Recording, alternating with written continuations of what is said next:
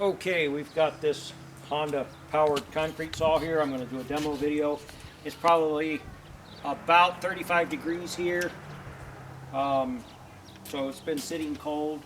Choke, it's right there.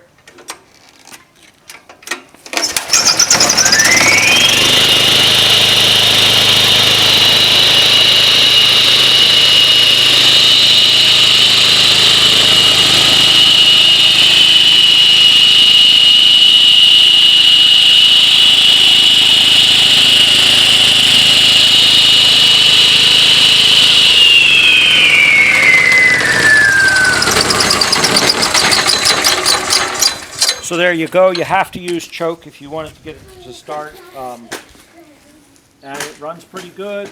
It's got some, scratches and bangs. There's a dent in the fuel cap here. I don't know if you saw that. There's a dent in that fuel cap. Engine runs really good. It's got an 18-inch wide blade on it. That looks like it still has a fair amount of life left in it. So that's all.